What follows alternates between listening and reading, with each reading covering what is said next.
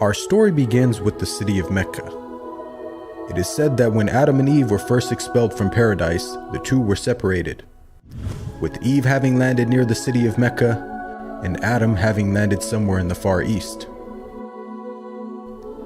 After many years of searching for one another, Adam finally managed to make his way down through the Arabian Peninsula to Mecca, and it was at the top of Mount Arafat, just outside the city of Mecca, where the two were finally reunited. Mecca is also significant because it is considered the first place on earth that God Almighty was worshipped alone. And so, it was at that very spot that Abraham and his son Ishmael built the first house of worship for God.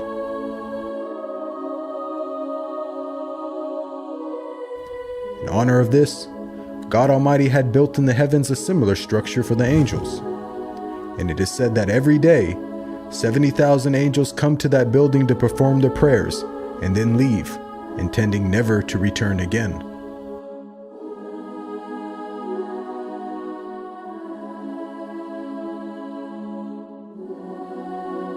When Abraham and Ishmael had finished building the sacred house, there was still one brick that had to be put in its place. And so, Abraham sent his son Ishmael off to find a unique stone that he could put there. But God Almighty destined that the final stone that was to be laid would not be from the material of this world, but instead a stone directly from the heart of paradise. The angel Gabriel then brought the stone down to Abraham, who proceeded to put it in its proper place.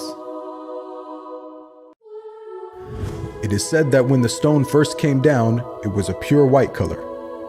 But due to the impurities of this world and the sinfulness of man, the stone slowly began to fade and eventually turned black. As time passed, the city began to develop, with the people of Mecca remaining upon pure monotheism, worshiping one God alone.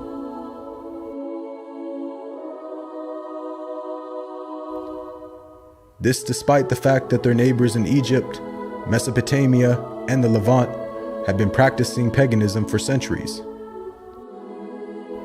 But this was all to change when a merchant by the name of Amr ibn Nuhay had decided to conduct his business outside of Mecca.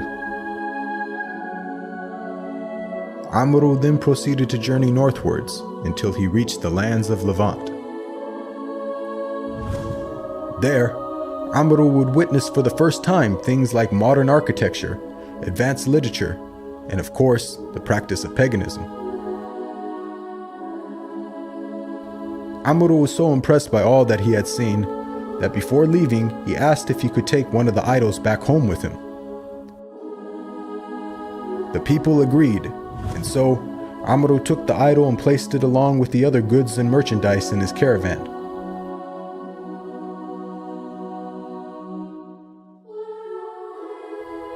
He then set out southwards, back towards the city of Mecca. When Amr arrived back home, he immediately took the idol and placed it right in front of the sacred house. He then proceeded to tell the people that this was now going to be the God that they worship. Sadly, this concept faced little, if no resistance.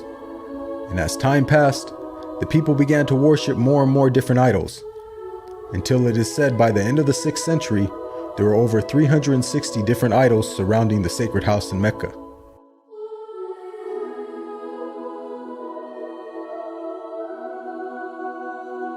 As the years passed and paganism became more prominent throughout the world, the people who still practiced monotheism knew that the coming of a new prophet was close at hand.